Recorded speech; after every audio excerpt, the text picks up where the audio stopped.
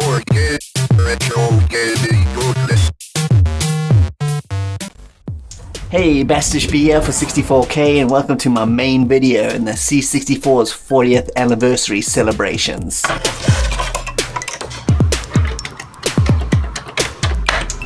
Commodore 64 40th anniversary celebration. So although my gaming journey didn't start here with the Commodore 64, it was, however, the start of my true passion for video games as a whole. The Commodore 64 made its debut in August 1982 to consumers and followed on from a long line of successful machines Commodore had put out, including the PET and the VIC-20.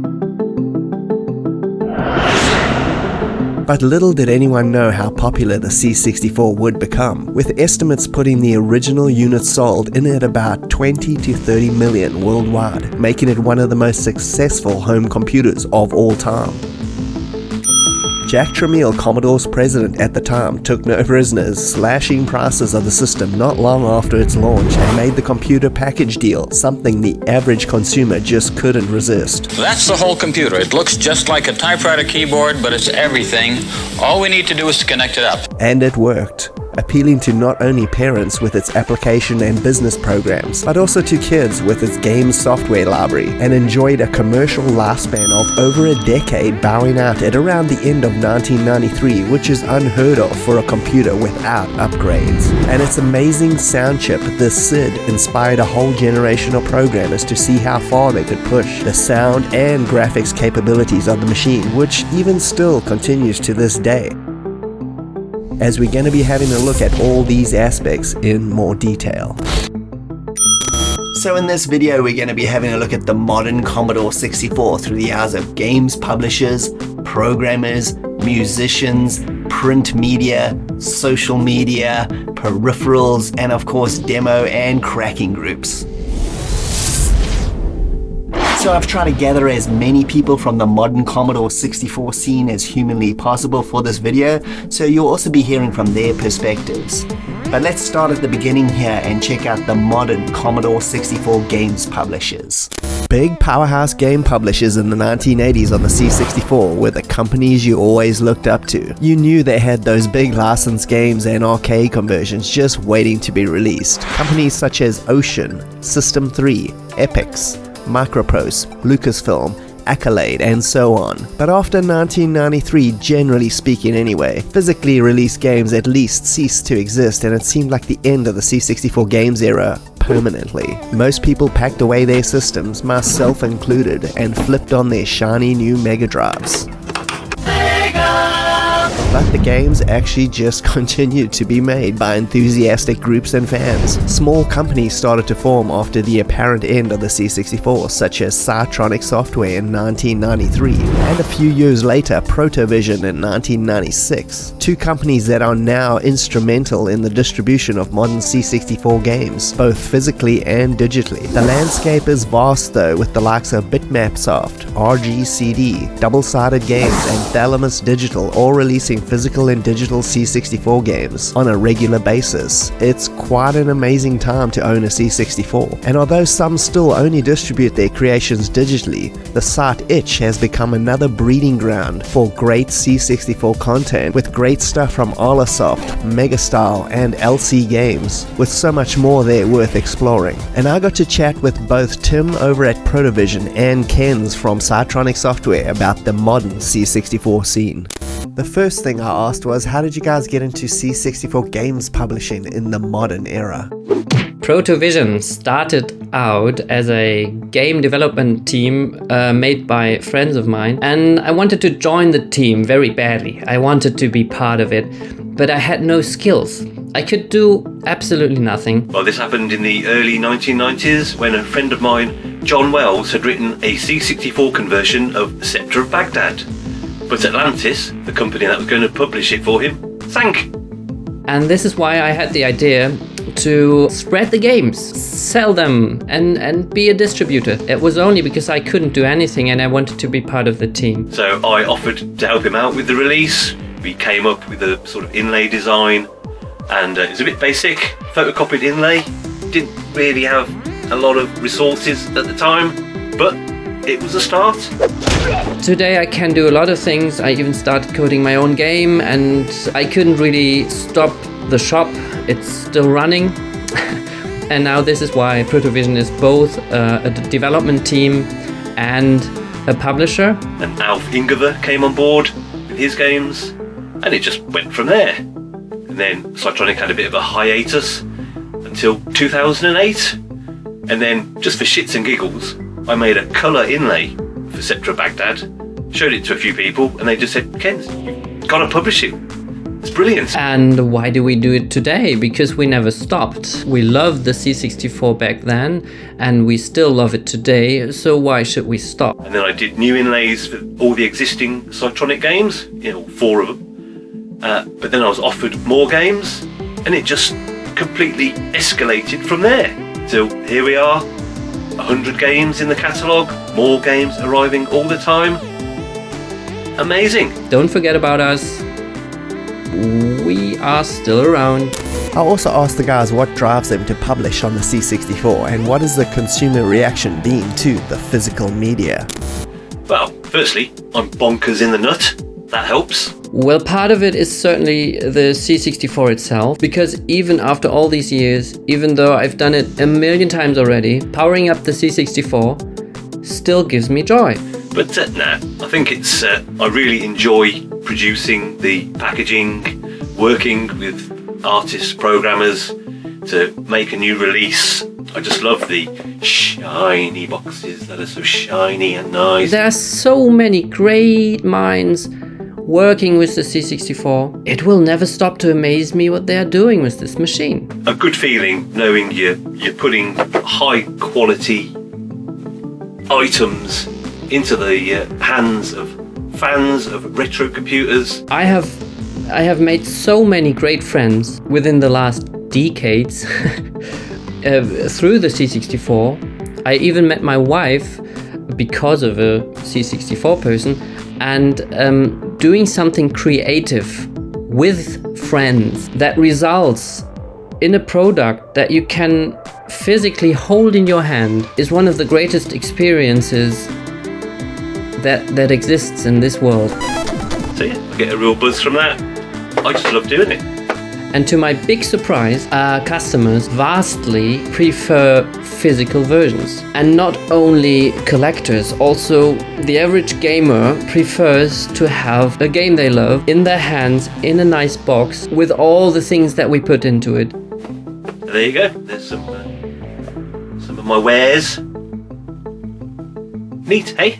Dozens of people wrote to us that because of our games, because of Galencia and because of Sam's Journey, they actually ventured into their attic, brought their C64s back to life. That is just incredible. I mean, I'm so grateful for this. I see some brilliant unboxing videos online.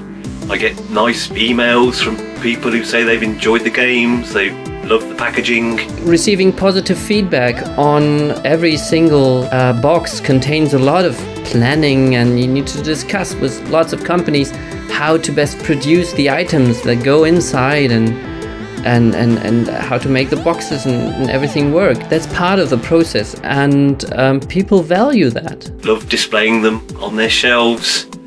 And that's what makes it all worthwhile, really. If somebody is buying a digital version of our game, then I don't have to do much. But if somebody is ordering a physical copy, then I personally, with my own 2 hands, am compiling that box. I put in everything that is inside the box, and I think about how to best package the thing that it arrives safely at the customer. This manual work with a lot of love and seeing how this is valued is an extremely wonderful experience. Our boxes, even today, when you have the feeling that everything just drops out of a machine, that's not the case. There's a lot of manual effort, there's a lot of personal effort. I kind of love that. And I kind of love how people react to that. So yeah, that's definitely also a driver. Go to cytronic.net and buy them now. Please tell me your Commodore goes to kick memory. When it comes time to one of the first nostalgic memories I have of the old C64 times, then it has to be when I brought back my Commodore 64 bundle back from the department store after buying it. The first time I went round my friend's house and saw one properly, like so many kids in the UK, I had a Spectrum, so I was used to sound coming out the bottom of the computer. Once I unpacked and hooked everything up, I decided to try out the games in this little compilation beauty. And, colour clash and stuff like that. And I went round my friend's house after school, and he loaded up Crazy Comets, and the sound coming out of the television speaker, not out at the bottom of the computer, was amazing. I mean, I'd seen Commodore 64s and other computers in shops, and the BBC Micros were starting to come into the schools in the UK. It goes without saying, I was not that impressed with their long wait times or what the C64 had to offer at that point. But I'd never seen or heard anything like it, the smoothness of the sprites on Crazy Comets, and it's the music that pulled me in. Fortunately, the International Soccer cartridge is also included in that bundle, and all was forgiven. And that's why, Crazy Comets will always have a special place in my heart, because that is probably as nostalgic as it gets for me. And now onto something all us classic Commodore 64 owners remember: print media. This was the way we found out about new games. Just remember, the internet was virtually non-existent. TV coverage was next to nothing. It was magazines and word of mouth. And of course that copy you bought of Dodgy Dave. Print media was once the cornerstone of all information on every subject, and for us C64 owners, it was the lifeblood on everything you wanted to know about the latest games coming to the old bread box. The internet was in its infancy in the form of BBSs, but most of us simply didn't have access to the information on them, so these selections of tomes became our information Bibles. I used to pore over every page of the latest issue of Commodore User or Zap 64, and loved reading C+VG with its broader variety on the entire game scene. They weren't only review platforms, but the advertisements were just as important, with those big flashy pages trying to sell us kids on the next big thing, just fueling our imaginations as to what the game was like to play. Most of the C64 mags ended just before Commodore's demise in 1993, but just like before, it wasn't the true end, and with the rise of the real internet in the late 90s, websites and forums started appearing, celebrating everything the C64 had to offer. Fast forward a few decades and we started to see the actual return of fully printed fanzines or magazines once again in our hands, dedicated to not only our beloved C64 in all forms, but also most other retro gaming platforms. I got to chat with Mark McRae, managing editor over at Zap Amiga, about the resurgence of the magazine scene. And the first thing I asked Mark is, how did he become involved with the Zap brand revival? My involvement in Zap Amiga started about a year ago, when the feelers were going out through some of the groups that a new magazine about the Commodore Amiga was going to be launched by Fusion Retro. We wasn't quite sure what it was going to be called at that point, but there was a group set up to kind of launch the mag in effect. And I was humbled to be accepted as part of that group. I hadn't really got any experience in doing much commercial writing, but I wanted to give something back to the community. I really enjoyed writing, being involved with anything to do with retro computing and Commodore computers in particular. Partly through enthusiasm, gradually I've kind of got more and more involved in the magazine, and basically now I edit the magazine, work with all of some fantastic writers, reviewers, and people who do some great features, and I love it. It's brought me together with some new friends. Absolutely delighted to be able to see the magazine go to print and knowing that I've played a huge part in it. In recent years, us C64 owners have been spoilt with the return of the Zap brand, with both Zap 64 and the new Zap Amiga emerging from Fusion Retro books, bringing not only that feeling of printed media in your hands, but also many of its original reviewers and gaming journalists. I also got to chat with Andrew Fisher, longtime gaming journalist, appearing in many C64 tomes such as Commodore Format and Force, regular contributor to Retro Gamer and the new Zap 64 and Amiga brands, and asked him what makes him continue to cover the C64 game scene after all these years. The primary reason I am still a C64 fan is because I still love the machine and everything about it. Of course, it helps that it is now part of my job. I to write about new homebrew games for Retro Gamer, and my work on various other fanzines means I review and play them anyway. The thing that really seals it is the way the limits of the machine continue to be pushed, and the sheer variety of titles. The C64 and writing has funded my large retro gaming collection, and I continue to support the developers making new games by buying them, physically and digitally. I then asked Mark how the original Commodore fans have responded to these new magazines. Yeah, feedback's been really good. Been really pleased so far. It's quite early days in that we've only just released issue number 3, but already seen people posting up on Facebook and various groups with pictures of receiving their magazines, really excited and about to read them. Some really nice comments on some of the features. I've seen some comments where people are recognising that, and that's been really pleasing.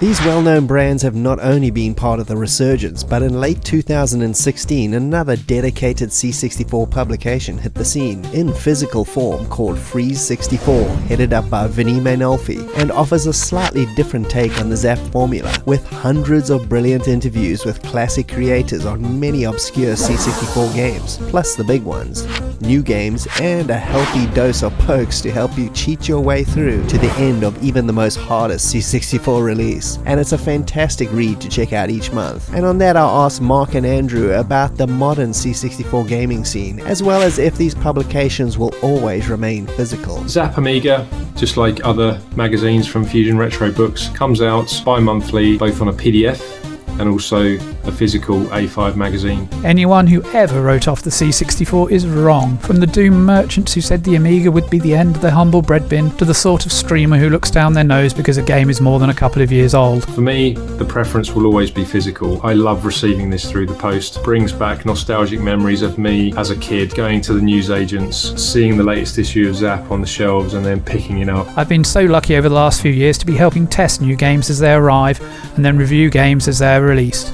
It means I get a real appreciation of how much effort and passion goes into development, how the people involved are trying to create something special to play, and continue to find new tricks and techniques to impress. Flicking through, getting told off by the newsagents if I'm going to buy it or not, and then taking it home and having a good old read. Titles such as the Briley Witch Chronicles and the Sonic and Mario conversions would have been huge sellers and amazed gamers so much in the past. Modern opportunities of cross-development and teams collaborating around the world help a lot, but you still need that idea and the motivation to create. That will mean that physical will always win over digital, and that's kind of the part of the ethos of these magazines, is to bring that to people. What I do know is that I'll still be celebrating the C64 for years to come, so come back in 2032 for the 50th anniversary celebrations. Of course, there are many more publications such as Reset 64 covering the Commodore 64 scene in full detail, modern soft and hardback tomes from Bitmap Books, Retro Gamer, and Andrew Fisher himself with his excellent The Commodore 64 book, 1982 to 1998. We truly are living in the glory days of 80s print media. Please tell me your Commodore nostalgic memory. So to pick one story around the Commodore 64 is pretty difficult, but one that's particularly nostalgic for me is when I went on a family holiday in the 80s with my parents to a seaside resort called Torquay. I think my earliest and most vivid memory of a Commodore 64 is getting a package made by Commodore called An Introduction to Basic. A shop that my dad and I used to go to quite a lot is one called John Menzies. Now, one of my favourite games at the time was Way of the Exploding Fist, which contained a little program that played the music of a harpsichord through the SID chip. And I wasn't aware that there was a sequel in the pipeline, which is unusual for me because normally I would have read about it in either Commodore User or Zap 64. And this was the first time I'd heard the SID chip play a real tune, and it hit me like a train, which is quite ironic considering that I'm stood on a train track right now and I think I need to move. And then sort of eye level, I just saw the cover art for Fist 2. Had this amazing picture of this dude kind of kicking over this table. So then I called a friend round to come and listen to this tune coming out of the Commodore 64, and we were both completely entranced by this tiny little harpsichord melody coming out of the SID chip. Just reading the description on the back really kind of ignited my imagination. It was talking about, fighting in forests and going up mountains and caverns, and there were temples, and it just absolutely blew my mind how much was crammed into this game. And I think from there on it set me on a lifelong journey right up until today, where I always wanted to see what the Commodore 64 could do next. You know, I was staring at this and just reading it, which obviously didn't go unnoticed by my dad, but eventually kind of said, you know, we need to leave now. So I kind of begrudgingly put it back on the shelf. And then a little bit later on, back at the hotel, my dad handed me this carrier bag, and I opened the bag, looked inside, and sure enough, yeah, I don't know how he managed it, but he managed to purchase it without me realising. So, you know, and I still have that copy of that game now, and I've got real fond memories of that. The classic Commodore 64 gaming era from about 1982 to about 1993 saw many kid programmers become bona fide celebrities in the C64 community. But what about the modern Commodore 64 programmer? What is their reason for making games on a system that is more than 40 years old? Paging through issues of Commodore User and C+VG, I always used to run across the same names over and over again. Andrew Braybrook, Archer McLean, Anthony Crowther, John Twitty, Jeff Minter, and so many more. Most of them were not much older than I was at the time, creating some of Europe's most engaging games. And on the opposite side of the ocean, we had Brian Fargo, David Fox, Chris Gray, Dennis Caswell, who were adults making games, and only later did I really realize that there was such a big difference between European C64 games, which were generally arcade action affairs made by kids and college students, and the US C64 games made by already coding veterans making sprawling RPG, strategy and adventure games. It totally made sense now why the games were so different. For a consumer though, the C64 had the best of both worlds, which was just another reason why the Commodore has such a diverse selection of titles across all genres. And I had the opportunity to talk to a bunch of fantastic modern C64 programmers, including Chris Stanley of Exploding Fish and Man Cave, Antonio Savona of La Bille d'Amour and Monstro Giganto, Ricky Sickinger of Showdown and Rogue 64, and Stuart Collier of Arcade Days and Shadow over Hawksmill. And the first question I asked is, what made you decide in the modern era to program for the C64? It just kind of happened. It started off with a couple of broken Commodore 64s I spotted on eBay. I just felt I had to buy them and see if I could have a go at fixing them. Well, I actually wanted to make a Commodore 64 game in the 80s, but it was the right time to do it. And I tried hard, but I was just a kid and I had no discipline, so to say. I remember I would start something new every other week, and I would get tired of a concept and try something else, never completing anything. In the 80s, growing up, I self-taught assembly language, but did absolutely nothing with it at all. Went into full-time education and then started doing programming for a living, but far, far away from games. Actually, in my day job, I'm a programmer. Sometimes I feel like programming has become a thing where you just stitch together different frameworks. It was a fun project for a few weeks, and I ended up with 2 working Commodore 64s. One of them I gave away to a mate of mine. And the other one, I thought, well, maybe this would be a good opportunity to try a bit of programming, see how much I can remember from the old days. It always stayed in the back of my mind though, so a few years ago when I realized there was still a strong community of Commodore 64 developers and gamers, I decided to try once more. I got into writing retro remakes with Trevor and Andrew Hewitt, a company called O1 Design. We did that for about 10 years, and then Trevor decided he'd branch off and started doing Commodore 64 games. So I was actually starting to miss the old days when I did programming on Commodore 64 and Commodore Amiga. Started checking out if it's possible to find out how to do stuff on those old machines. I used to tinker quite a lot with BASIC and a little bit of machine code when I was in my teens, but didn't really take it very far back then. It seems there were so many more modern tools now which were way better than anything we had back in the 80s. A year or 2 into that, he approached me and said, would you fancy writing a game? So I went away, and probably about 6 or 7 weeks later, I had a game published. which was The Sky is Falling. And I found the wonderful community of Shalland 50k, and I found loads of really nice tutorials on the Commodore 64, and I just started hacking away. Taking full advantage of those, I got back into programming and started working on a little scuba diving game. Didn't really think anything of it, didn't think anything would come of it. It was just a fun project. This time I stuck to the plan, so I managed to complete P-Zero Snake, which was my first Commodore 64 game, just 25 years too late. Only a small little game, but I was hooked, absolutely hooked on me back on the Commodore 64. Just the whole premise of trying to squeeze as much as you can into 64K. Ended up we've made like 3 games now, and it's been a lot of fun. So yeah, that's been very cool. One thing led to another, and ended up being my first released game, Exploding Fish. It's funny how things happen, isn't it? The quality of modern releases is quite extraordinary. Like Andrew Fisher said earlier, if these games came out during the C64's glory days, who knows the direction the games industry would have gone in. These games using standard C64s push the system to the limit, and on a yearly basis these programmers manage to blow my mind with something new every time. I also asked them what the public reaction has been to these games. Well, I can honestly say I never would have thought I would be in a position where I've got published games out there and people are buying them and playing them and giving me really nice comments. It was overwhelming, really, and unexpected. As I said, I called it my first game just for me, to teach my younger self a lesson to never leave things unfinished. Well, when we started working on Showdown, our first game, the community really kind of accepted us. Yeah, we've had a lot of really nice reactions to the game, and people have been really enthusiastic.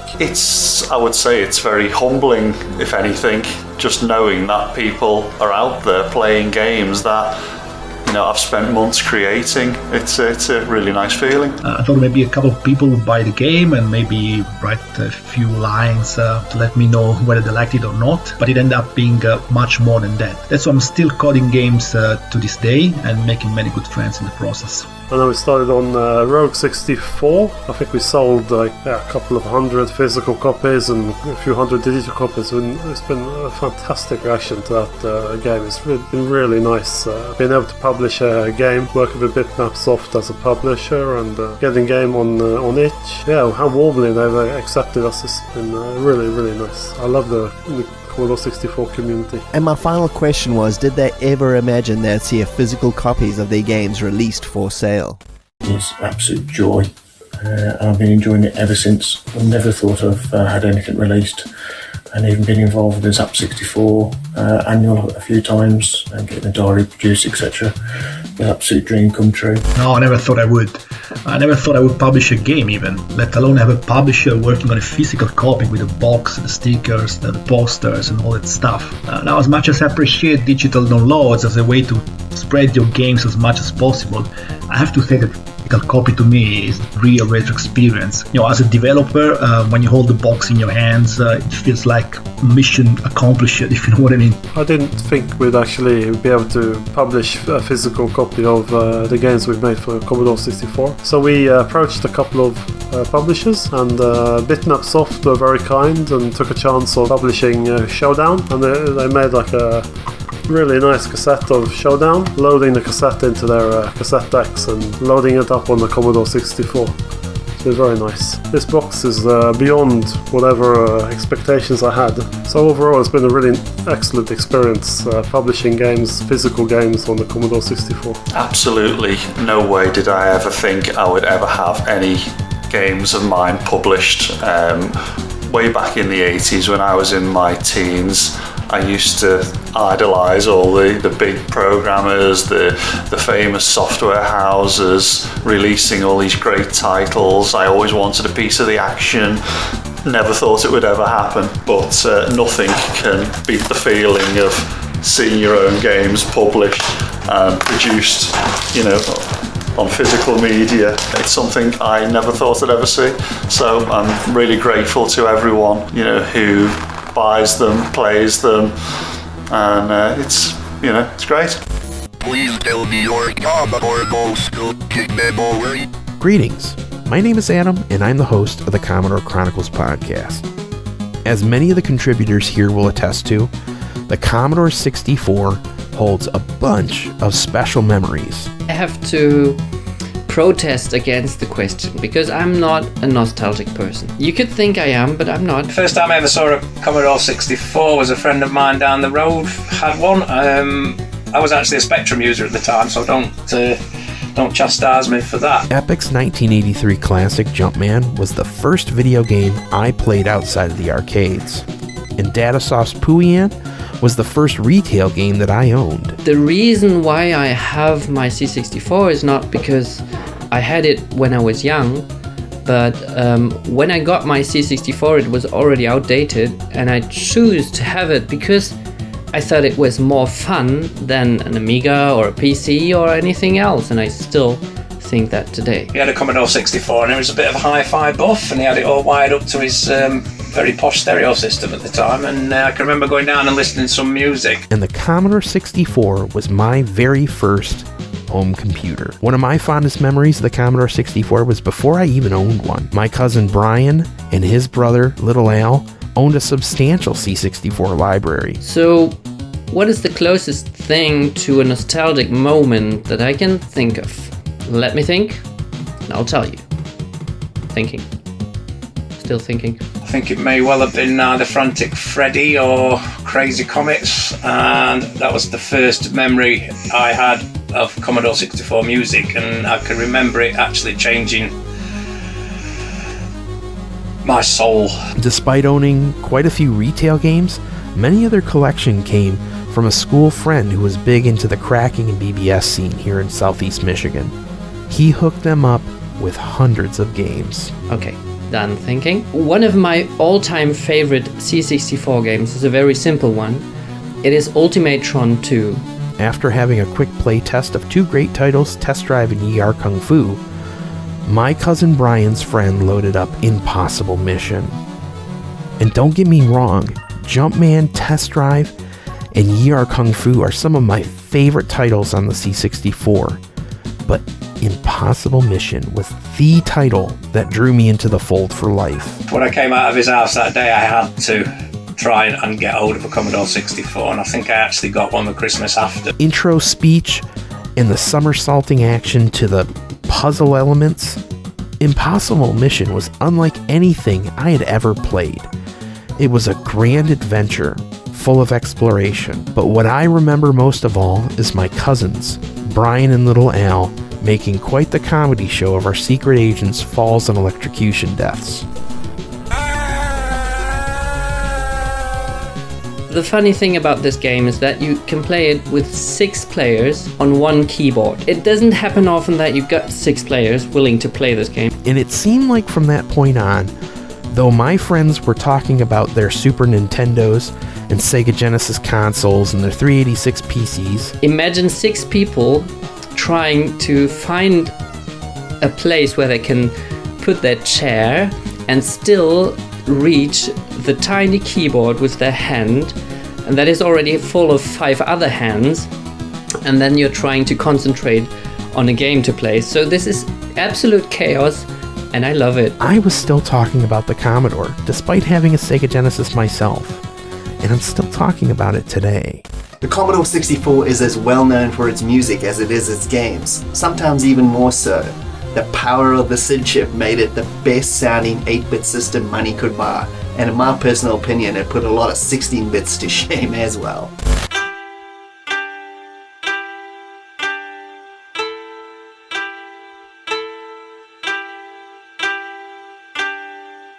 The C64 has the best sound chip ever made for any system, period.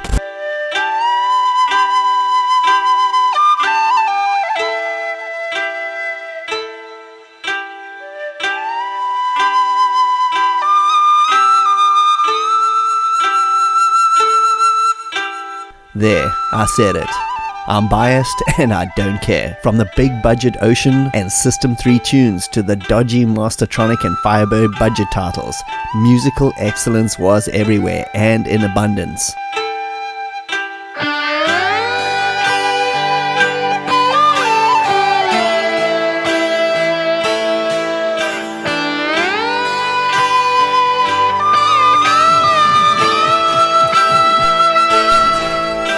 The SID chip ruled my 80s music taste. While my sister was blaring Karma Chameleon and Hungry Like the Wolf from her bedroom, I had recorded C64 tracks onto cassette and would listen to them on my Walkman while reading the latest issue of 2000 AD. Tracks by Rob Hubbard, Martin Galway, Ben Daglish, Jerome Tell, Tim Follin, and so many more. They kept my ears entertained as much as the games enthralled my eyes and imagination. With the C64, the sound was paramount to the game's enjoyment. Many websites have popped up over the last few decades to keep the C64 tunes alive, and are not only spots to listen to the original tunes, but remixes and new interpretations that kept the music alive, fresh, and made them available to a new generation of listeners. Sites such as remixcrew.org, with thousands of remixes abound, and C64audio.com flying the flag of keeping the SID music alive in the form of books, remix compilations, and massive orchestral renditions of the best of Galway and Hubbard. I was lucky enough to chat with Chris Willock of the Panther UK YouTube channel about his work on the SID FX albums he does for C64 Audio, and Joel from the band The Foss Loaders, whose rock interpretations of classic C64 and Amiga tunes are some of the best you'll ever hear. The first thing I asked them is what drives them to keep the C64 SID music alive. It's one of those questions. I just loved the sound of the SID chip. The C64 music has always been something that I loved even back then. I saw a lot of potential in the SID chip and the sounds of it. A lot of the composers that made this will be overlooked. You know, Rob Hubbard, Jerome Tell, Ben Daglish, Matt Gray. These are not household names, but they should be. Remember back, I imagine the tunes as rocker music. Just for the 3 tracks that it created a lot of imagination. And it's such a great scene as well when we have arranged back in time parties and been to these parties. It's a community of people that comes together to celebrate the same thing, and it's something, it's a nostalgic value. Because the music that they created is... They're proper tunes. They're not just something that stuck onto games. I mean, if you look at things like the Last Ninja series, they are complete soundtracks. If in my opinion, the first Last Ninja game was the first game to have a complete soundtrack. We get that all the time in modern games now. Full orchestrated stuff.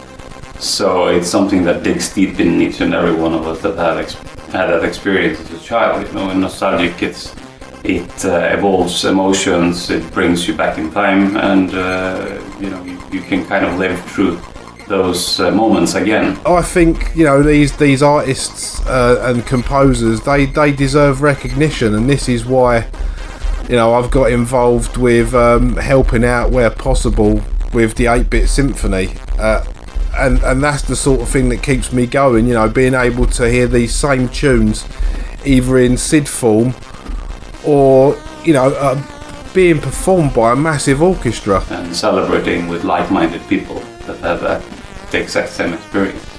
So I think it's a brilliant scene. The longer we can keep that alive, the better, because it's something that is really dear to me.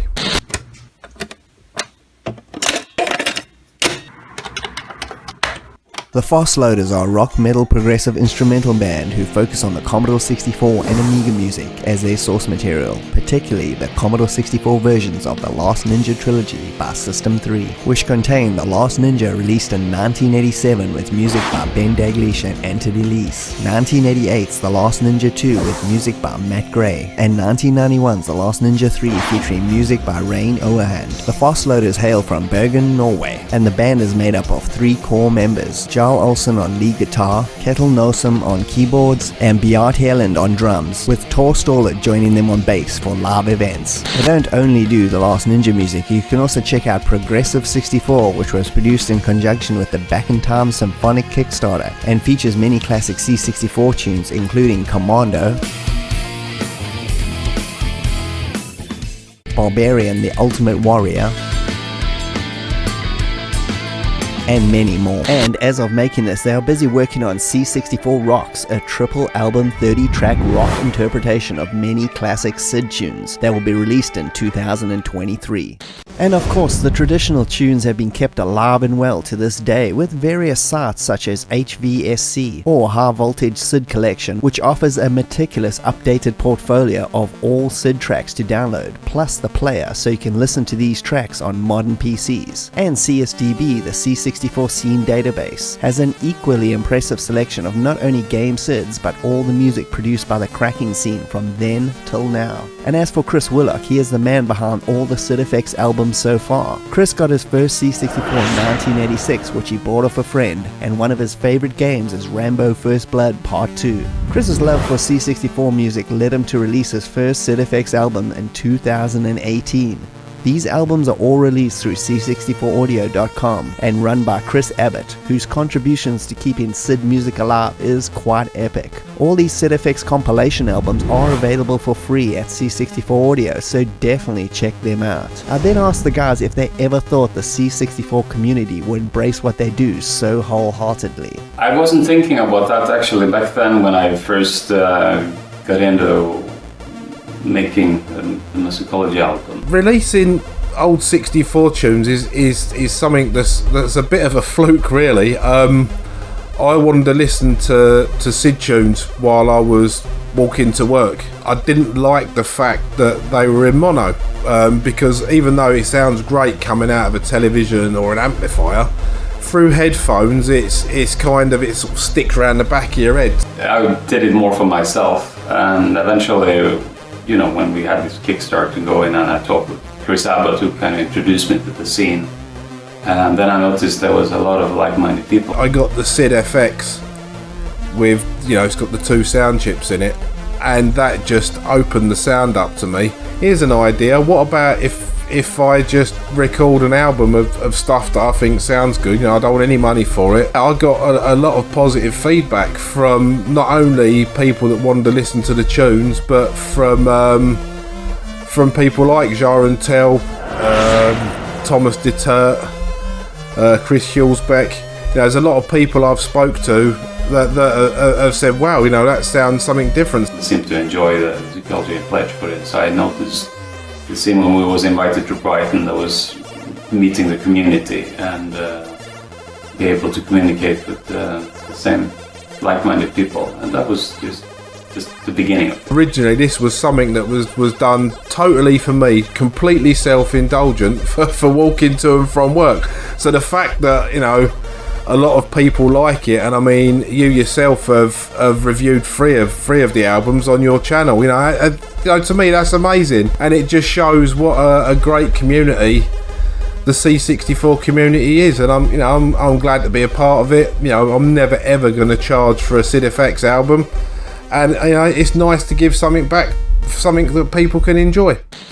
Please tell me your Commodore memory.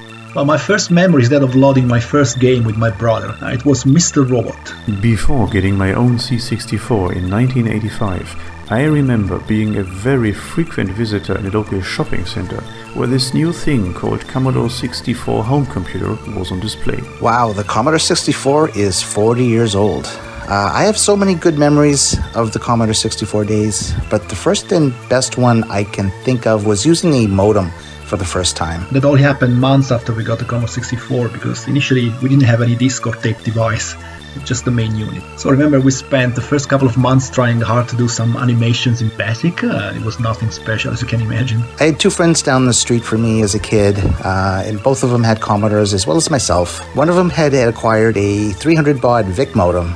That was one where you plug the phone line directly into the modem. It was a pretty affordable little unit. I had a great time playing games like Up and Down or Tapper, wrote my first simple basic programs, and most importantly, I realized that I just had to have one of those machines at home. I had never heard of a modem prior to that day, but I was definitely interested. But once we got the tape unit and Mr. Robot, we were blown away.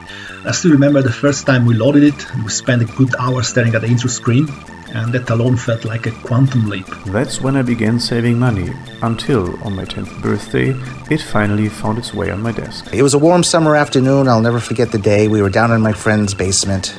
The 64 was connected to one of those old console TVs from the 80s. We were somehow able to drag a phone line down to the basement and into the modem. we really didn't know quite what we were doing. And that was all we could do for quite some time because we didn't have a joystick yet. And to this day, Mr. Robot is my favorite Commodore 64 game of all time. One of the guys had gotten a local number to a BBS, and after some fumbling around, we were able to make a connection and saw text slowly crawl across the screen. From then, it should take another 30 years to release Sim's journey. But hey, the first step had been taken. I think we had some difficulty figuring it all out because the sysop eventually broke into chat and started having a conversation with us. You have to remember the time frame. It was the early 80s, but it was mind-blowing to be able to chat back and forth over the phone line using a computer. I was definitely hooked. I soon got my own modem and spent many hours dialing into BBSs around the area for years to come. And something that didn't exist back in the day is podcasting, where anybody can become their own radio DJ. So let's look at its effects on the modern C64 gaming scene. Podcasting, especially over the last decade, has skyrocketed in popularity. It's a relatively new medium, but one that has been used to great effect in the C64 community in many different ways, bringing news on new games and old, blasting our ears with hours of SID chip bliss, and just going on pure gaming nostalgic trips to the days gone by. And I was lucky enough to chat with all these guys about their passion for the C64 and the podcasting medium. I was a podcasting virgin up until a couple of years ago when I got invited to be a guest on the excellent Arcade Perfect podcast hosted by Daz and Tagster. It truly is a different medium to video, but an amazing way to still talk about the things we love. Fast forward about a year later and Daz pitched the Hands-On Gaming podcast to me and asked me to be a co-host. It took me about 1 second to say yes, and the show was on the road, covering all versions of a particular 8-bit game. But because of both our passions for the C64 running so deep, it's honestly a C64 podcast in disguise. Just don't tell those pesky specky boys. So now let me introduce my podcasting guests. Welcome back to the Commodore Chronicles. My name is Adam, bringing you C64-centric news, reviews, hardware guides, and most of all, your feedback. Good evening, welcome to the 21st edition of the Chip Sid Show here on Radio Free Matlock with me, Max Hall. Welcome to episode 59 of Zap to the Past. My name is Adrian Mills, as ever, and I am joined as ever by Graham Raddings. If you have not listened before, then this is a podcast where we discuss games that were released for the Commodore 64. We are using the magazine Zap 64 as a monthly guide for the games to focus on. The first question I asked is what made them want to start a dedicated C64 podcast? Good question. What made you do it? I don't know. Well, I know the moment. I've said the moment on many times. I know when we've been asked elsewhere, it just kind of came in a big old flash. We're just walking along the river one day, and I said, "Should do a C64 podcast where we review every game from Zap 64 month by month, or something like that." It just came out like that. And I was like, "There you go, that'll do." Sometimes, and the tramp on the bench went, "For God's sake, you wouldn't just come record the podcast every day for 2 years. You've come and said that." Yeah. And after spending about a year recording the Retro Gaming Bygones podcast, I got the bug to do a Commodore-specific podcast. I've been thinking about doing a dedicated Commodore 64 SID show for quite a while. I know there's other people that were doing it, like Slay Radio and the SID Station, people like that. I'd wanted to do a podcast for a while. I just wasn't sure of the format, and I wanted to do something with yourself, and I was trying to come up with something that we think, and it just kind of just formed wholesale. And I just remember messaging you and going, "I got this idea for a podcast, and here it is." And you were like, "That's great. We should do that." And so I didn't take a lot of convincing. To be fair, you didn't. You don't take a lot of convincing for most things. Let's face it. That's arguably horribly true. It is. I've read that on many a toilet wall. And in came the Commodore Chronicles idea. It's an obvious homage to the PBS program Computer Chronicles. But I thought there was a gap in the market where it could be a little bit more put together for the music, and a bit less talking, just actually make a show dedicated to actually listening to the music. We both like these things. We both have this history, and I know there is a community out there. There's a retro community out there that'll probably dig this. So let's do it and see if it works. And I wanted to do with massive expectations, did we though? So. No, we didn't. And I wanted to do something that wasn't about us so much as, although it was tangentially about us. There are a lot of podcasts where it's just people yakking about themselves and what they've done and things like that. And I didn't want that. I wanted it to be about something. Took a bit of inspiration from, dare I say it, John Peel. He used to play radio shows in a similar format to how I do the Chip Show. Just announce it very quickly and then enjoy the music and let the listener actually listen to the music instead of some crappy DJ, yakking over the top of it. So that was the inspiration for it. Also features elements of Jim Butterfield's C64 training videos, and I hope that both echo and resonate in my podcast. There's other C64 podcasts, don't get me wrong, but there was nothing doing it in the depth or detail of just hitting everything. And I also wanted to cover that thing of like that notion that all retro games are great, which, as we have categorically proven time and time again, they're not. They're really, really not. So there was that. It was but it was also, under the proviso that I'm sure there are some diamonds out there that we're unaware of, and we've proven categorically that there certainly are. They usually come from Activision in 1984, but. Yeah, not Dickie's diamonds. Not Dickie's diamonds. No, that was certainly that was something else in the rough. I just happened to get lucky. I went into my local record shop one day and got talking to the guy in there, and he was setting up a local radio show down in Matlock in Derbyshire, and he says, "You don't know anybody who's interested in doing a show that's a little more eccentric, a bit off the norm?"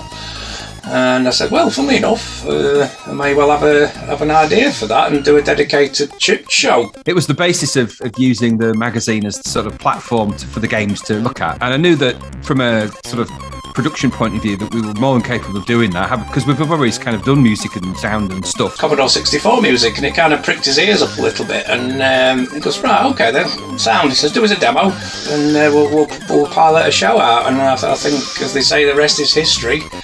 We'll be on show number 42 this March, so it's been extremely successful. So yeah, that was the inspiration for it. And there's just so many good tunes on the Commodore 64 to be written up to, really.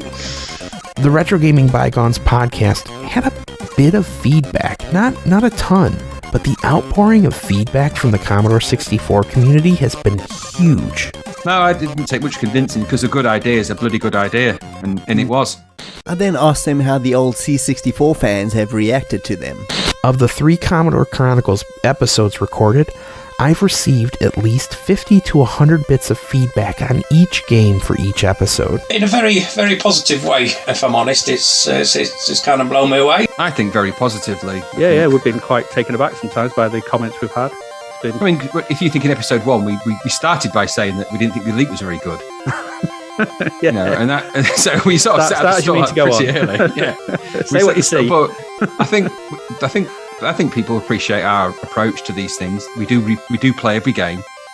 I think that's important. Some of which came from some of the veterans of the C64 community. Overall, I just feel incredibly fortunate to have made new friends and acquaintances with gobs of Commodore fans, big and small. 99.9% positivity from sceners that are creating the music, right down to the average fan that enjoy listening to the music. It's been absolutely incredible. Got a really nice monthly following now of dedicated people that will listen to it every month. We don't just criticise for the sake of it, if there's something genuinely wrong. And there's been interesting things, just in terms of value propositions of these games at that time and what they represent now. And it's a really interesting thing to go back and look at. And I think people I would hope like to think they like our approach to that. And we're fairly likeable people, I think. I don't think we're aggressive we're not, generally speaking. We can get across with these games when they're really bad. But and then some.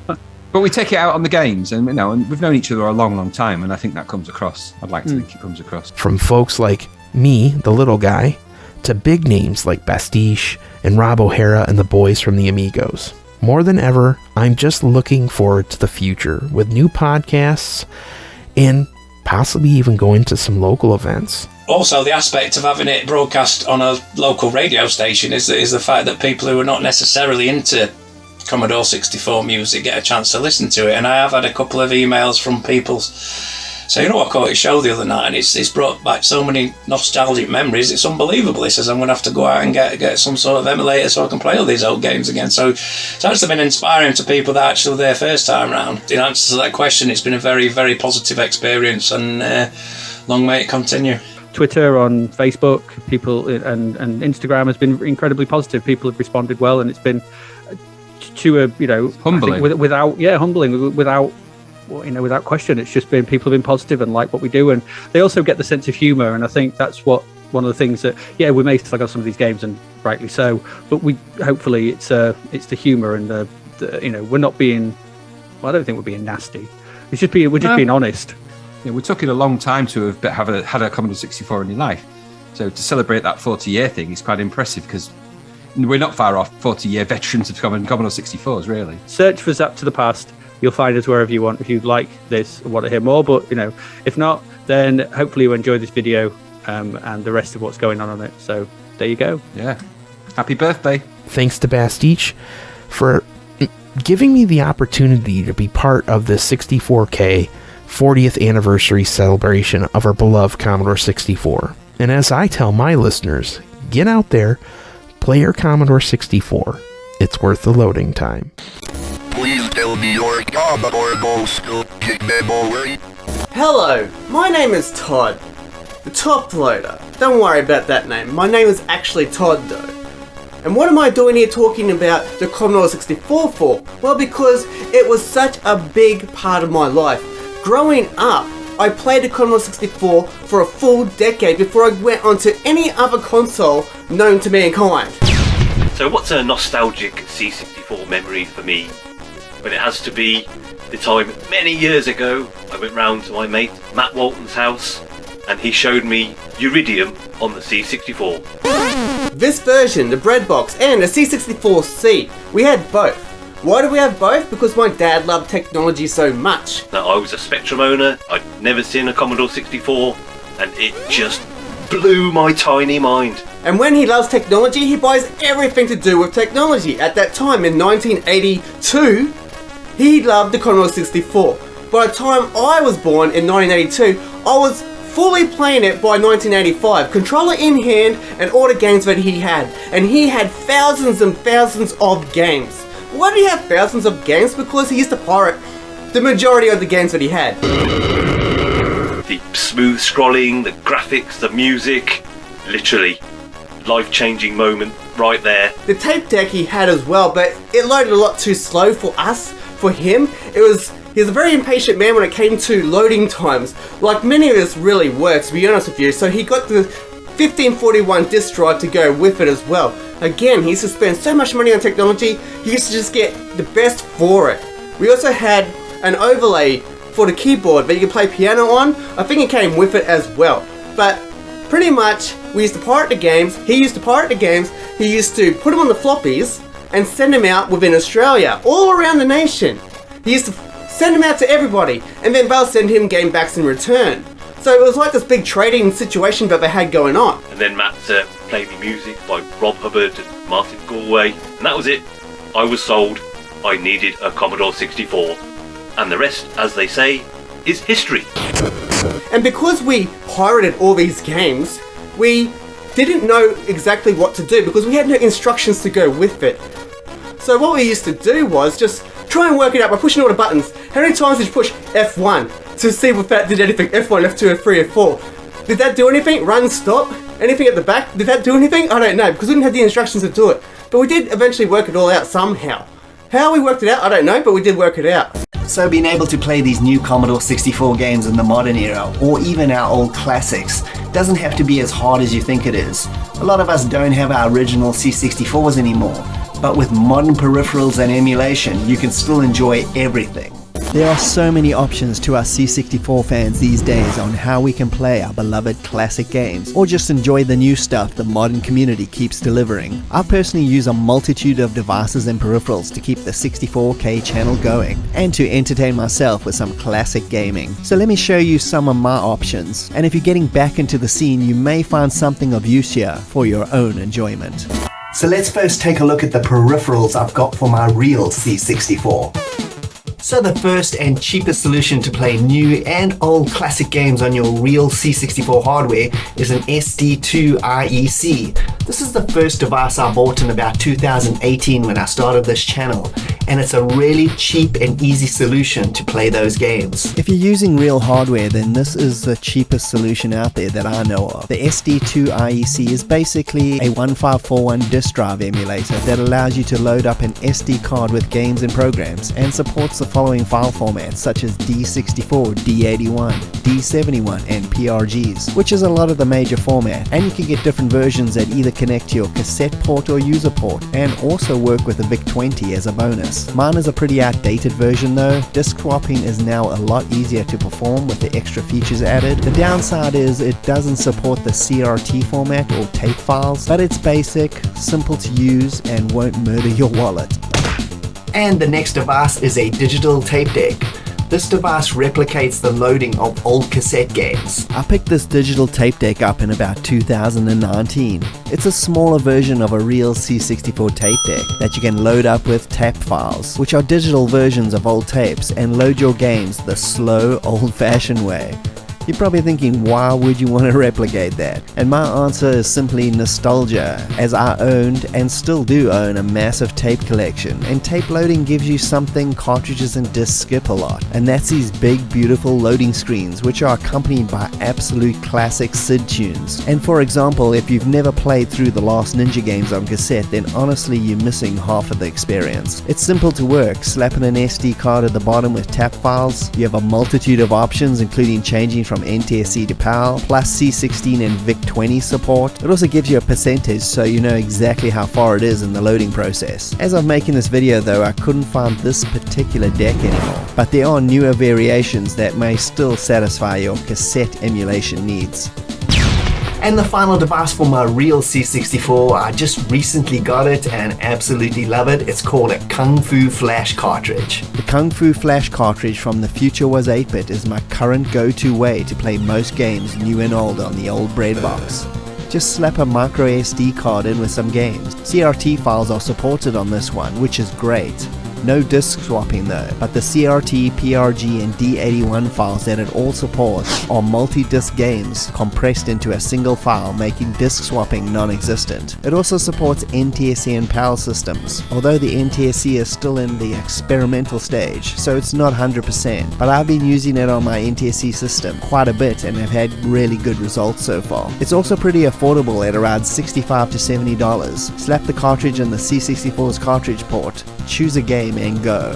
This is my favorite way to play, as I cannot afford an Ultimate 2 cartridge in all its variation, which will run you around $200 to $300 depending on which version you buy. So not everybody has access to real hardware anymore, and that's where the C64 Mini and Maxi come into play. The C64 Mini and Maxi by Retro Games Limited are fantastic emulation devices that most people can afford. They are both simple and easy to use, support almost all types of file formats, with the Maxi obviously having the full real keyboard functionality, and both coming with built-in games and the option to slap your own files on USB. Hatred for these systems is completely pointless, as they are not meant to replace real C64 hardware, but are simply here to give a new generation a chance to play the classics, and give veterans a simple way to replay the games they played as kids at an affordable price. And the final solution here is an emulator called VAS. I use this on my PC, you can also use it on your Mac. It's probably the most easiest and accessible way out of everything here to play old Commodore 64 games because it's free. There are other emulators available, this just happens to be the one that I use. I use this in conjunction with my C64 Maxi to capture game footage for this channel, and I'll leave links in the video description to download VAS and all the peripherals I've shown. So overall, playing Commodore 64 games in the modern age, whether it's new or old games, is probably at its most easiest and affordable. And I'm sure between all these solutions and the many more out there, you'll be able to find something that suits your needs. Please tell me your Commodore goes to kick memory. Purchasing of Last Ninja for me, because it was a bit of a benchmark moment. I was dying to play Last Ninja, so my plan was to go at my birthday money, go and buy it, and I did. And then so I was I think it's the most excited, and the reason I mentioned The Last Ninja is I think it was the most excited I've ever been for a game on the Commodore 64, rushing out and buying it on tape. I remember it to this day. I remember because it was on a Saturday, because obviously it was the day when we was off school, or it was, at least that was the day I could go into town. So I rang my friends at the time, Richard and Simon, and said, I finally got it, I've got a Lost Ninja, because those, you know, we've alluded many times to the ninjas that I knew. He was one of them. They were real ninjas. They actually dressed as ninjas. They didn't dress as ninjas when they came round. I mean, that would have been really weird. But, you know, they sneaked in. I didn't even know they were there. I just rang the phone, put it down. They were stood behind him. We've been here for 2 days waiting for them. That never happened, that bit. Anyway, I remember it exciting. I remember loading that up. They came around specifically to see it. This was such an event. They would have been banging on about all their Spectrum-y stuff.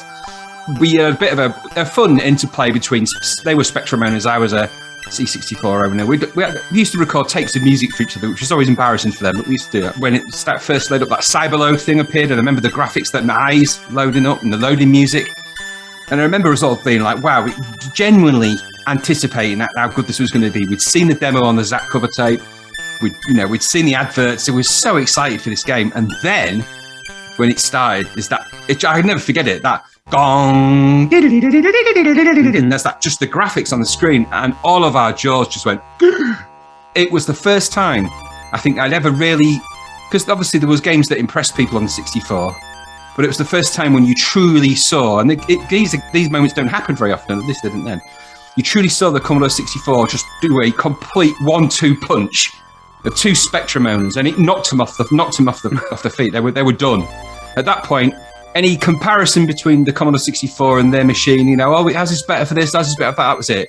If you just played the Last Ninja card, we've got Last Ninja. You haven't got that. You don't have that. I don't know if it ever came on the Spectrum. If it did, it would have been rubbish. Way the Exploding Fist scream. It's a similar kind of moment to what you were saying about Last Ninja. It's that moment when you first hear the Bruce Lee scream come out as Way the Exploding Fist loads. I just remember that day we did nothing but play Way the Exploding Fist, and more people came round as word spread that this. I think he went back next door and he had like 2 or 3. He had a brother and 2 sisters. They came over. Other people came round. It just became this round robin tournament through the day of Way the Exploding Fist, because there was nothing, again, like Last Ninja. There was just nothing like it at that point. And it should have been a gold medal, as we've said. And those are the reasons why it should have been a gold medal, because it had this. It had this pull, this draw, just to draw people in, and because there was nothing else like it. People just wandering in and out, sort of joining in, going off to have tea, and that was that. So there you go. That's a few of my memories are a bit like that, little intro moments. I remember Mixie Load for the first time on Delta and being blown away by that. Yeah. I remember Master of Magic, just that opening, that image and the music for that. I just remember little details like that. And I remember that opening to Delta, even though the game, as we've discussed, wasn't mega, it was all right, but where that triangle Delta appears and the scrolling stars and the it's just stuff like that. Just live with you with those moments. They're great moments to have. They do. Old demos and cracked bootleg games went hand in hand with owning a C64 back in the day. The cool thing is, these scenes still exist in the modern age. Just like almost everything we looked at today, the 80s demo and cracking scene never really ended with the demise of the C64's retail run. With games continuously being made off the grid, meant cracks just continued to happen. Loading up your latest Dodgy Day bootleg compilation disc meant every game was greeted with the sights and sounds of Eaglesoft, Hotline, Ikari, Fairlight, and hundreds more. These intros almost became a part of the games themselves for me, with their music and graphics eternally linked to that specific game.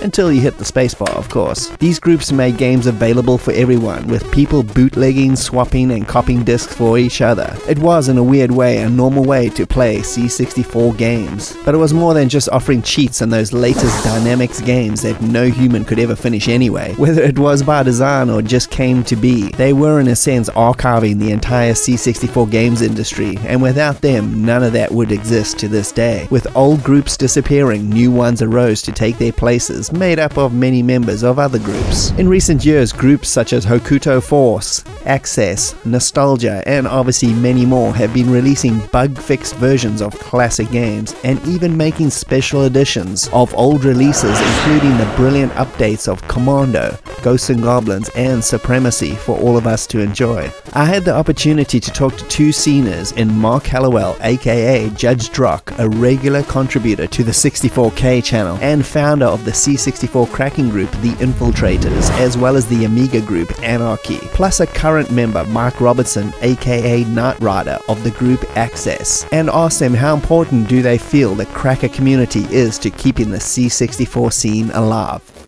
That's a good question. I mean, historically, the cracking scene was seen romantically as a kind of Robin Hood movement.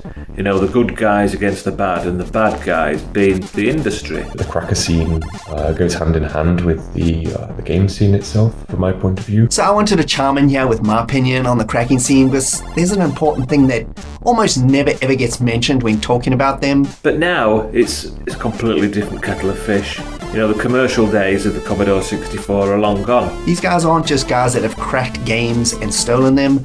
That's a whole other subject. Whether you agree with that or not is irrelevant to what I'm about to say. One of the reasons why is because people are very, very interested in playing the games, but often due to financial constraints, certainly back then, weren't able to buy every single game that they wanted. These days, it's, you know, what people tend to think of as homebrew, keeping the Commodore 64 scene alive. And the cracking scene are often seen as the bad guys who are eating away at the sustainability of, you know, such an industry. If it wasn't for the cracking scene existing in any state or way or form, we as Commodore 64 owners in the modern age, or any age really, wouldn't have access to any of these games now. So the question, does the Commodore 64 still need cracking groups, is a very difficult one indeed. Additionally, the cracker scene introduced things like trainers for people like me who are particularly useless at playing games. So to actually play a game without having frustration of dying within the first 30 seconds was very much an incentive. And different sides will have different answers, but essentially there's nothing to crack anymore.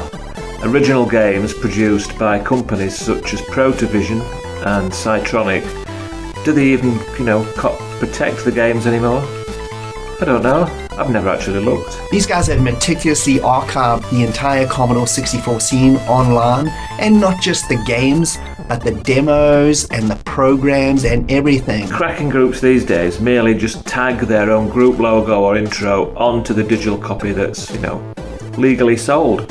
So what have they done? I mean, do you honestly think in the modern age that Activision is going to re-release Cast Towns and Tone Town from 1986, the Commodore 64 version? No, that's not going to happen. In actual fact, I'm still 40 years later absolutely useless at playing games, and without a trainer, I think I would certainly give up. There is a romantic side to the cracking scene, however, and I think this is still valid today. Cracking groups provide great assistance with repairing the bugs in old games and converting NTSC games to work on PAL and vice versa, which, you know, the development scene in the old days never did. So the archives that are online, the history of the Commodore 64 has been preserved for everybody to enjoy. I think that's something we should all applaud them for. Quite often US Gold, for instance, would release American games without, you know, PAL fixes, so they run at the proper correct speed that the game was intended over here in, 50 Hertz land. For things like that, I think the cracking scene is still essential. Plus, the romantic side of the cracking scene, good versus evil, still stands. Although I can see that where this really winds up certain developers. Historically, people like Archie McLean, Andrew Braybook would be, you know, really peed off when it came to having their games cracked. Jeff Minter was very laid back. He was more, you know, share and enjoy everybody. You know, if you can't afford it, just take a copy anyway. And then, you know, once I've stopped selling it, you know, fill your boots. Because without that, the entire history of the C64 wouldn't be available to most people. I can understand why people wouldn't think or wouldn't want the cracking scene to be around anymore. But for me, it's good. Along with those bootleg compilation discs were often demos, which gave rise to another whole scene in itself, where groups would try to see how far they could push the C64 graphically and sonically while providing something fun to watch. Some of them even had stories, with each group trying to one-up the next and push the C64 further each time. The modern scene, though, has produced stuff that simply is mind-blowing in all aspects. Groups such as Booze Design, Oxyron, Bonsai, Atlantis, Genesis Project, Lethargy, and I wish I could mention them all, but there are simply too many. Every time you think you've seen it all, the next one pushes it further, all the while using real C64s, in most cases without any enhancements, simply using decades of programming skills to unlock every bit of juice out of 64K. And going down that rabbit hole of the modern demo scene is highly recommended, and will truly make you appreciate what this system is capable of in the right hands. Check out csdb.dk and c64.ch, the C64 demo portal, for all your latest releases that I still like to check out on a regular basis. I then asked the guys what's the purpose of still making C64 demos these days. That's a very good question. I still, when I see some fantastic demos, I always think, how did they do that? I think demos are still made today because the demo scene has to prove that there is more still untapped potential inside the Commodore 64, and they do this every single year. Obviously the Commodore 64 is very, very old now, and the technology back then was very, very limited. Who would have believed in the mid-1990s that the Commodore 64 could still be surprising us after 2 more decades? And here we are. Actually finding new ways to push the machine to its limits is really thrilling, and still makes me go wow. And long after the Commodore 64 and all the programmers have exhausted the machine and themselves, the demo scene will simply still live on. It's a community and a culture to itself, reflecting what goes on around it. If you read the scroll text of demos from 20 and 30 years ago, you'll hear about Judge Dredd, 2000 AD, Robocop. It's a reflection of life, and that's why the demo scene will never, ever go away. Please tell me your Commodore goes to kick them away. Many of the games that we grew up with were varied. There were so many different types of games on there. Of course, my favourite being The Last Ninja, just like everybody else who played the Commodore 64. The Last Ninja, of course, everybody loves that game. There's Sid music, Ben Daglish with The Wastelands, which is of course my favourite tune ever in any game on any console known to mankind. One of the first memories I can think of was receiving my first Commodore 64 at Christmas 1986, and I was so excited. I'd wanted one for so long. I was so grateful and so pleased to receive it. It would be from, I believe it was Christmas 1983. That was the year I first got my Commodore 64, and one of the games I got with it was Hungry Horace. And I got up super early on Christmas morning. The first game that I loaded was Football Manager by Addictive Games, and if anyone knows that game, especially the original version of it, it took about 25 minutes to load. Really basic game by modern standards, but I have got so many happy, nostalgic memories of playing that game. Mates would come round and we'd play it for hours on end, so much so that a couple of years ago I had to rebuy it off eBay. I used to love that game so much, but I actually even used to dress up as the Last Ninja in my backyard, playing on my trampoline, climbing the ropes. You didn't really climb ropes in that game, but you had the weapons, and I used to get the weapons out.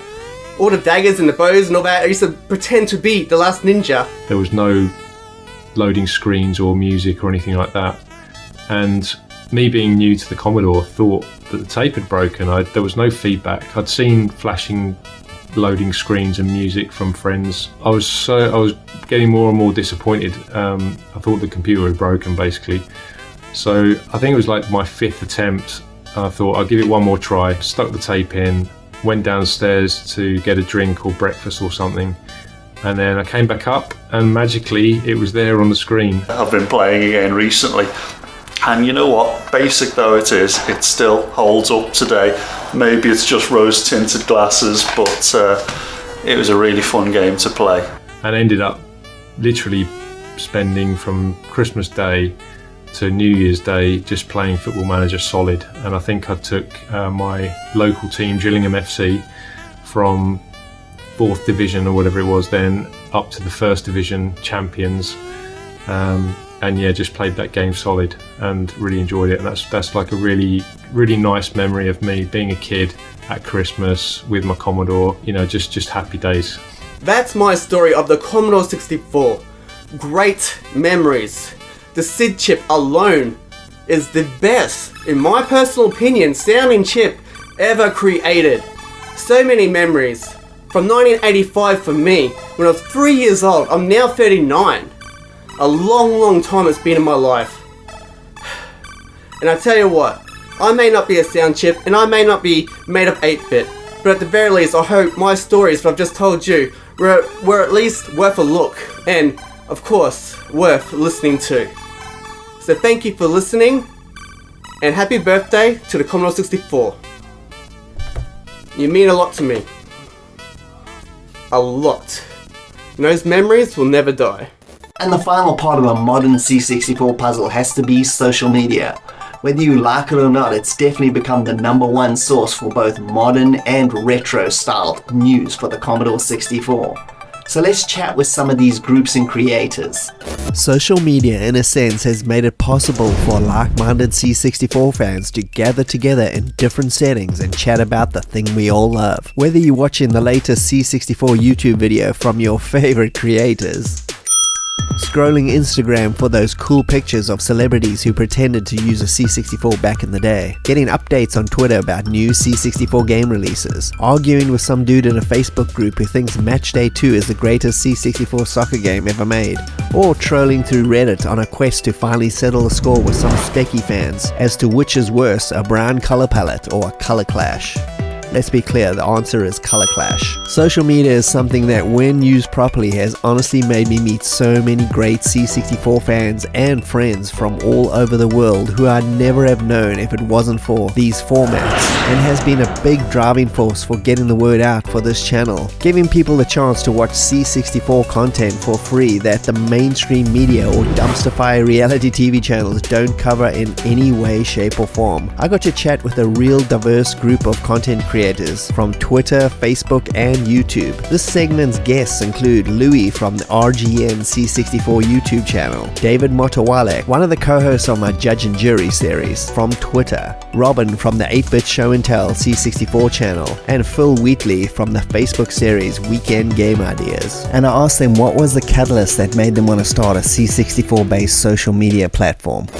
I started up IGN as a creative outlet to offset the mundane elements of my professional career. David Murray, the 8-Bit guy, invited me to be a guest on his show a few times, starting about 6 years ago. I've had a Twitter account since 2007, but never used it to post anything really. More recently, I started doing these car videos because during lockdown, I think a lot of people went through some tough times and you sort of felt quite isolated. This just happened to coincide with me going back to the Commodore 64 full-time, and I was very keen to be part of the resurgence within the scene that was ramping up during 2017. Which I really enjoyed.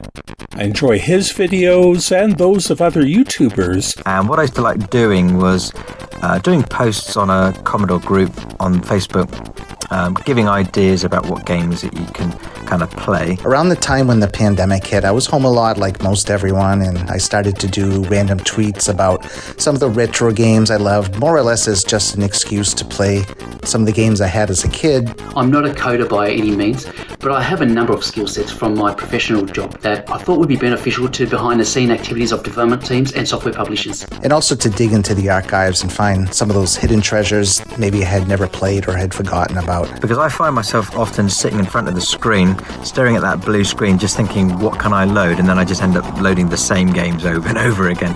And then after doing that for a while, a friend of mine actually from the group, Steve Lear, he kind of gave me the idea and said, maybe you should be more descriptive, because I was getting a bit lazy and just putting the name of the game. But I thought, well, it'll probably be easier to to talk about it on a video. But found nobody was covering the niche subjects I want to see videos about. And also by following people with similar interest, I've been able to learn a lot too. The 64 has such a huge library of software and hardware, and there's always something new to learn about.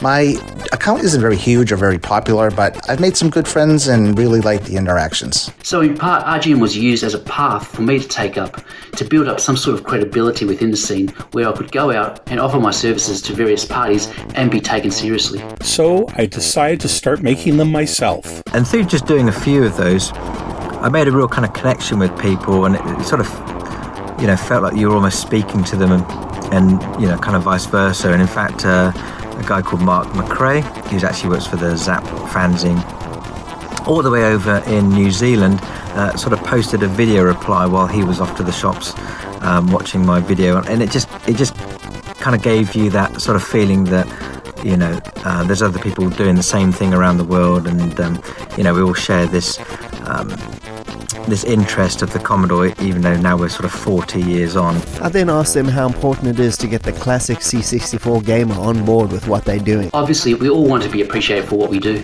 In my case, it's especially important for two reasons. I hope to be accurately showing what it was like to use the C64 back in the day. I'm not really too bothered as far as getting any kind of recognition for it or any kind of praise from the community. I think if there's people that enjoy it and get something out of it, then that's all I care about. Firstly, I want new quality C64 games being produced for many years ahead. And for this hope to be sustainable, we need to get more C64 enthusiasts to be active or interested in new games coming out. And to share knowledge to anyone still interested in learning about these machines. Secondly, it opens up more doors for me personally to have coders invite me to test or even help with the game design. You get some funny comments, and some people say some negative stuff. Oh, why are you doing that? Or why are you doing it when you're driving in a car? Short answer to that is because it's when I generally have some time to myself to do this kind of thing, so it wasn't by any particular design. I hope that includes people who have owned the C64 since the 1980s and 90s. I love doing this type of activity, and I honestly feel like I can bring a lot of value because of my professional skill set that focuses on modern day sensibilities when it comes to software design. But I just hope people get something out of it, and I enjoy doing it as well. And I'd like to get some of them to fulfill their dreams of learning to program. And the final thing I asked them is, what do they think of the modern C64 gaming scene? Talking of 40 years on, it's amazing that there is still an industry for games and magazines around the Commodore. Well, given that RGM predominantly focuses on modern day releases, then it's no surprise to hear that I have great enthusiasm for the modern day C64 gaming scene. I've never stopped using a Commodore 64 since the 1980s, mostly in emulation these days. I think it's fantastic that people are still making new games for the C64. Personally, for me, the games that I like to play or purchase from the modern era are those that are obviously influenced or kind of improvements on the classic games. So you still have that nostalgic connection. My gaming these days is almost all taken up with playing modern day C64 games. I did notice a significant change with the homebrew scene several years ago and the tons of quality games coming from the community. And that C64 gamers have so many ways available to play today, whether it's on classic hardware, possibly supplemented with new add-ons, new recreations of the C64, or emulators.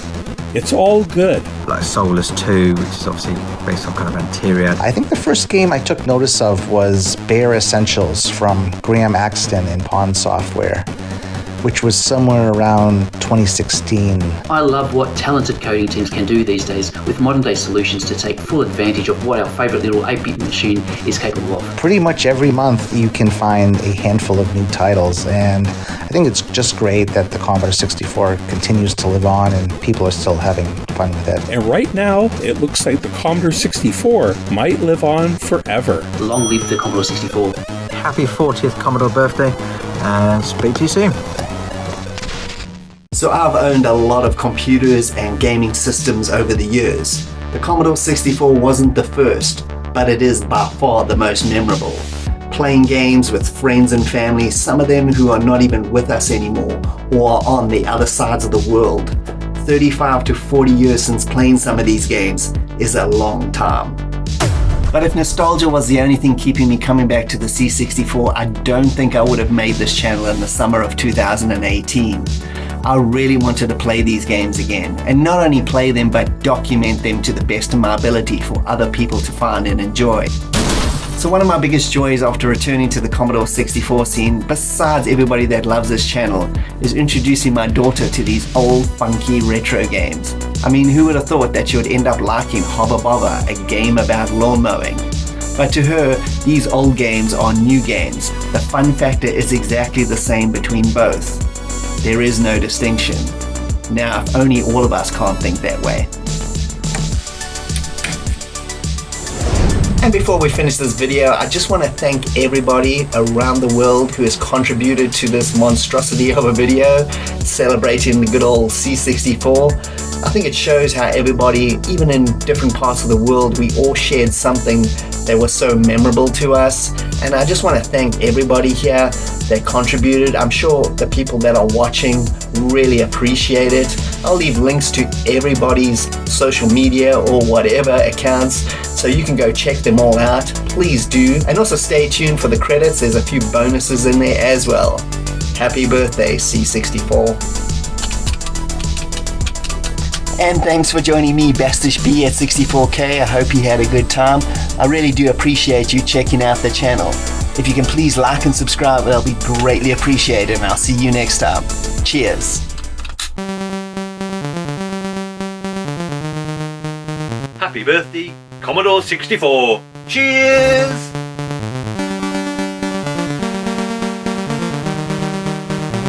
Another game that we used to love to play was Wizards of War.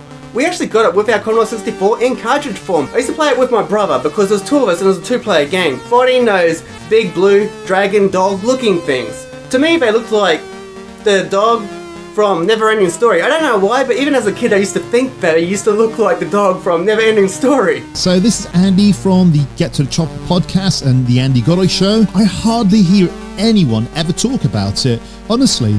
Now, I think this game is a bit of a hidden gem. I personally enjoy it, and I'll quickly tell you what that game is. This game is known as Rock and Wrestle.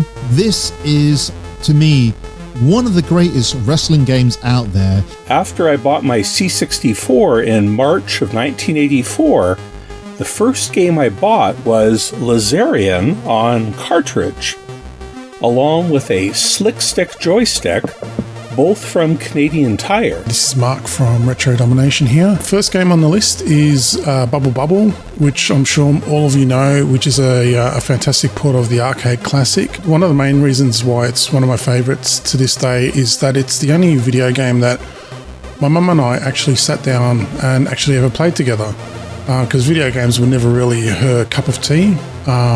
But there was something about Bubble Bubble that caught her interest, so we sat down on one Saturday morning and we played it together pretty much for most of the day. I'll never forget it. It's an amazing moment. And gradually they used to come round to the house just to play Last Ninja so we could try and get through it. And we all sort of got through the game together, even though there were Spectrum owners. Come round, and over a period of a few nights, they'd come around, we'd load it, we'd get a little bit further, a little bit further. When we find all three of us kind of completed the game, it was a real celebratory moment for us all.